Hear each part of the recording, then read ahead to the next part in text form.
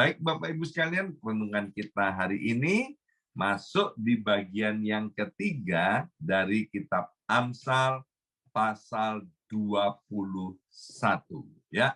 Sekarang kita akan baca ayat yang ke-26 dari Amsal 21. Demikian bunyi firman Tuhan, keinginan bernafsu sepanjang hari, tetapi orang benar memberi tanpa batas.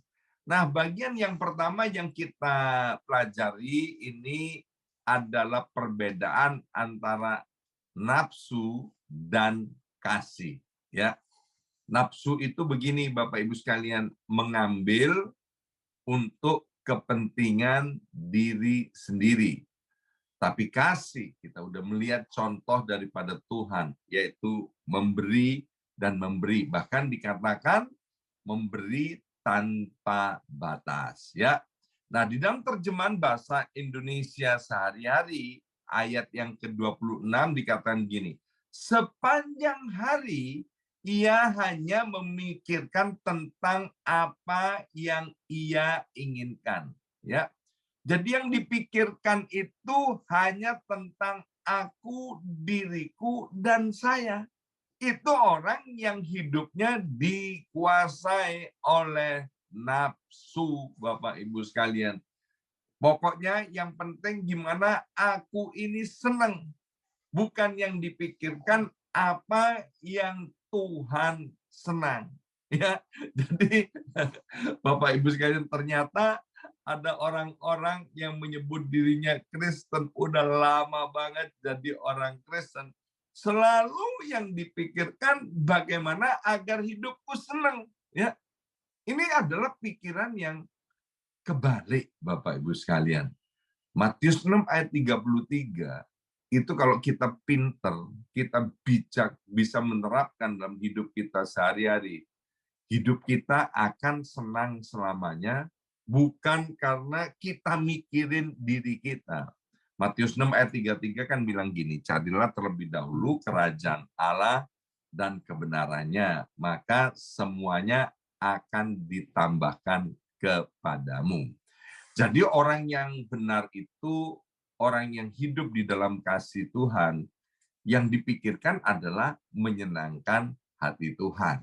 Sehingga dikatakan bahwa dia akan memberi tanpa batas kepada Tuhan, memberi waktu yang terbaik untuk Tuhan, ya kan? Memberi tenaga yang terbaik untuk Tuhan, memberikan pelayanan yang terbaik untuk Tuhan, dan semuanya dilakukan tanpa batas. Sehingga orang-orang yang demikian itu artinya menurut terjemahan dalam bahasa Indonesia sehari-hari atau dalam bahasa Indonesia masa kini, itu hidupnya itu lurus, ya. Hidupnya lurus, Bapak Ibu sekalian. Maka itu pesan Tuhan yang pertama dari Amsal 21 ayat yang ke-26. Mari Bapak Ibu sekalian, hiduplah sebagai orang yang benar, orang yang cinta akan Tuhan, orang yang takut akan Tuhan. Sehingga yang dipikirkan mulai hari ini bukan tentang nafsu, tentang bagaimana menyenangkan diri sendiri, tapi mulai pikirkan bagaimana menyenangkan orang lain, yaitu dengan cara memberi tanpa batas, menyenangkan hati Tuhan. Itu nomor satu dalam hidup ini. Kemudian dikatakan di ayat yang selanjutnya, ayat yang ke-27, korban orang fasik adalah kekejian. Lebih-lebih kalau dipersembahkan dengan maksud jahat. Yang kedua, Bapak Ibu sekalian, bahwa Tuhan kita nggak bisa disogok. Ya, Tuhan kita nggak bisa disuap. Saya suka dengan ayat yang mengatakan bahwa manusia melihat rupa, tapi Tuhan itu melihat hati. Orang yang mengasihi, dia pasti memberi.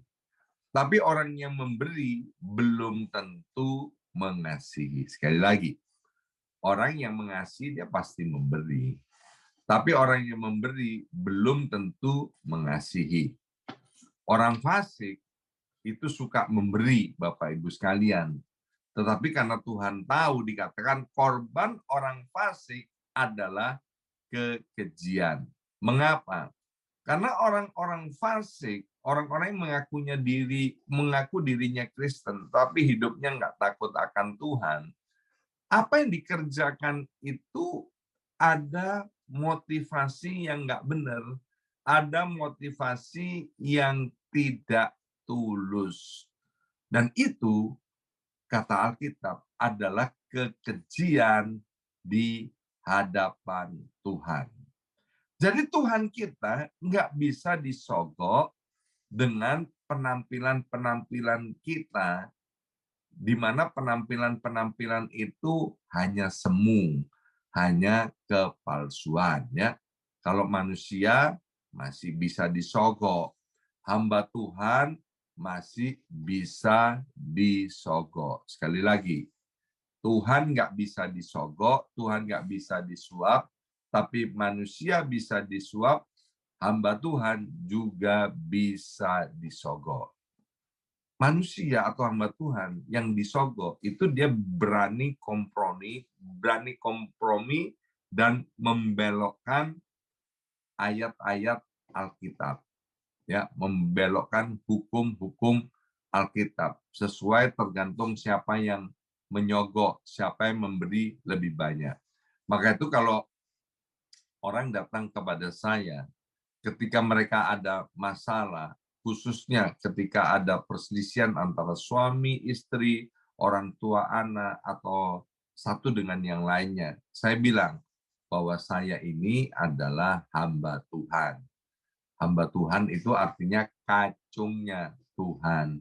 Saya ini bukan hambanya Bapak atau hambanya Ibu, sehingga Bapak dan Ibu nggak bisa suruh-suruh saya.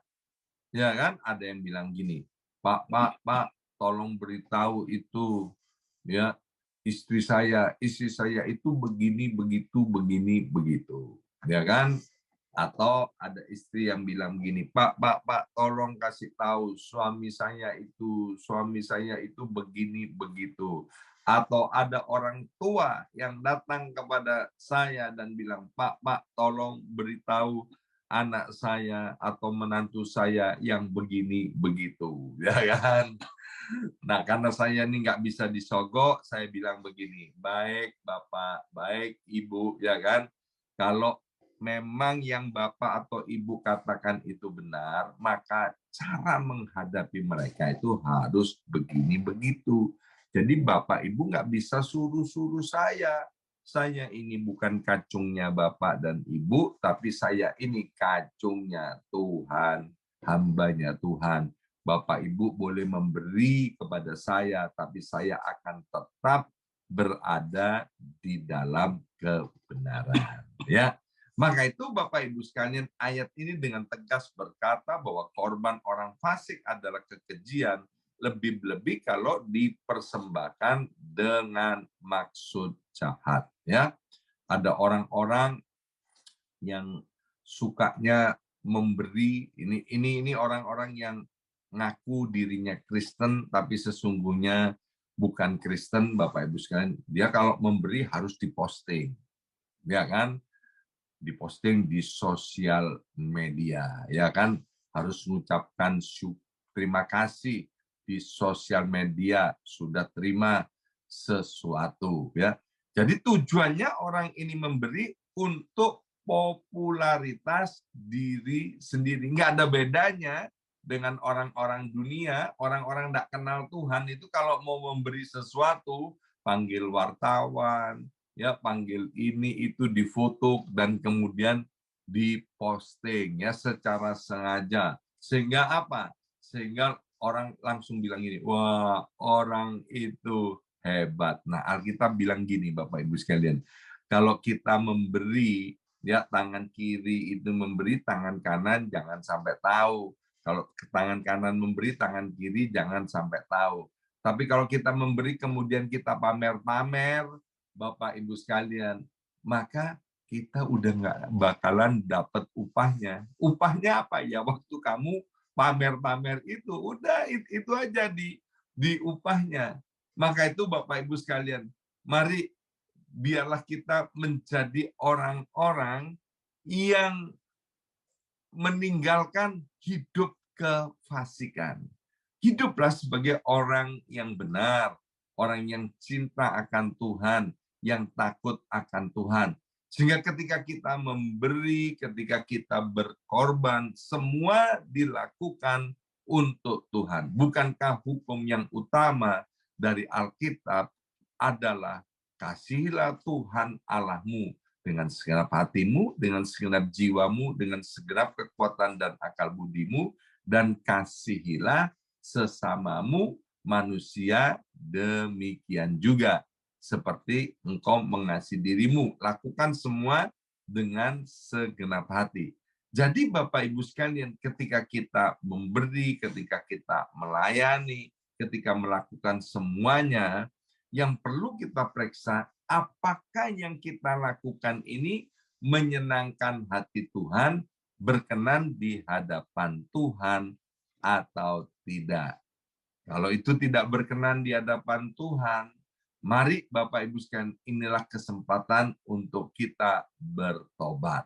Jadi yang kedua, kita harus mengerti bahwa Tuhan kita tidak bisa disogok. Tuhan kita nggak bisa disuap. Dan yang ketiga, yang terakhir, yaitu di ayat 31. Dikatakan begini, kuda diperlengkapi untuk hari peperangan, tetapi kemenangan ada di tangan Tuhan. Ya, ayat yang ke-31 ini mau berbicara kepada kita bahwa pentingnya hidup ini untuk mengandalkan Tuhan. Ya, penting sekali hidup ini untuk mengandalkan Tuhan. Sebab sesungguhnya kemenangan itu hanya di tangan Tuhan. Di sini dikatakan kuda diperlengkapi untuk hari peperangan. Ini artinya kita itu perlu memiliki ini dan itu. Kita perlu merencanakan ini dan itu. Seperti saya sudah sampaikan beberapa waktu yang lalu, kita harus merencanakan untuk masa depan kita. Itu perlu, karena itu adalah bagian kita. Tetapi yang tidak boleh diabaikan bahwa pentingnya untuk mengandalkan Tuhan. Alkitab menceritakan banyak sekali bagaimana ketika para tokoh-tokoh itu mengandalkan Tuhan. Salah satu yang terkenal yaitu Raja Hizkia, ya. Itu raja yang hebat di Israel itu, Bapak Ibu sekalian, ya. Nah, waktu satu hari itu kerajaan Sanherib, ya, Asyur itu datang untuk mengepung Yerusalem itu. Dan Hizkia menjadi takut. Mengapa? Karena Sanherib ini jago perang. 54 kota di sekitarnya itu berhasil ditaklukkan. Dan Sanherib ini ateis. Nggak takut akan Tuhan, nggak percaya akan Tuhan, nggak percaya akan dewa-dewi. Jadi waktu dia menyerang kota, menyerang kerajaan, itu semua rumah-rumah penyembahan itu dihancurkan. Jadi dia benar-benar ateis. Dan dia jago perang dan selalu menang. Nah, sekarang setelah 54 wilayah, 54 kerajaan di sekitarnya berhasil ditaklukkan, dengan kekuatan yang besar dia mau menaklukkan Yehuda ini, ya. Dan Hizkia menjadi takut. Tapi luar biasa, meskipun Yehuda punya kuda, punya tentara, tapi dia tahu peperangan itu kemenangan ada di tangan Tuhan. Maka kemudian Yehuda, Raja Hizkia itu menghadapkan masalah ini kepada Tuhan. Dan kita lihat bagaimana Tuhan campur tangan, sehingga Tuhan menyertai, menolong, memberkati Hizkia, dan akhirnya Sanherib dengan kekuatan yang besar itu hanya dalam satu malam dengan pertolongan daripada Tuhan, mereka itu bisa saling bunuh-membunuh sehingga 185.000 tentara Sanherib itu motiar, ya kan, mati semuanya. Dan Hizkia mengalami kemenangan. Mengapa? Karena Tuhan yang menolong. Mengapa Hizkia mengalami kemenangan? Karena Hizkia mengandalkan Tuhan. Amsal 21 ayat 31 mau mengajarkan kepada setiap kita, mari kita andalkan Tuhan di setiap jalan hidup kita. Maka seperti yang dikatakan Alkitab, sungguh di dalam Tuhan itu ada masa depan yang cerah, itu akan menjadi bagian kita. Orang yang mengandalkan Tuhan tidak akan pernah dikecewakan. Daud bilang begini, dahulu aku muda, sekarang aku udah tua, tapi aku melihat orang yang benar tidak pernah ditinggalkan oleh Tuhan. Anak cucunya, mereka semuanya berbahagia, diberkati oleh Tuhan. Tidak ada yang meminta-minta roti. Yang dimaksudkan oleh Daud ini adalah orang-orang yang mengandalkan Tuhan. Bapak Ibu sekalian, tidak ada sesuatu yang terlambat. Kalau hari ini kita asal-asalan cari Tuhan, hanya dengan setengah hati, mari mulai cari Tuhan dengan segenap hati. Mulai mencari Tuhan dengan sungguh-sungguh, mulai mengandalkan Tuhan. Maka percayalah di tahun 2023, apapun situasinya, Tuhan sanggup mengangkat kita, Tuhan sanggup memulihkan kita, dan Tuhan sanggup untuk memberikan kemenangan kepada kita atas setiap masalah-masalah yang kita hadapi. Ya, hari ini kita sudah belajar 3 hal dari Amsal pasal 21. Yang pertama, kita belajar tentang nafsu dan kasih. Yang kedua, kita belajar bahwa Tuhan tidak bisa disogok. Tuhan itu melihat hati kita sampai bagian yang terdalam.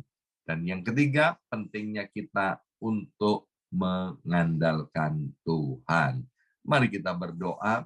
Materaikan siap benih kebenaran firman Tuhan ini, ya Aba, ya Bapa.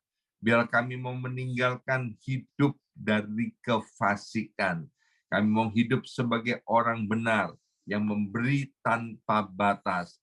Dan biarlah Roh Kudus menolong kami sehingga kami dapat menjaga hati kami sedemikian tetap benar di hadapan Tuhan. Karena kami tahu Engkau Tuhan yang tidak bisa disuap. Dan yang ketiga, biar kami mengandalkan Tuhan di setiap jalan hidup kami. Dan kami percaya oleh karena Kristus Yesus Tuhan, kami ini lebih daripada orang-orang yang menang. Dalam nama Yesus kami berdoa. Haleluya. Amin, amin, amin.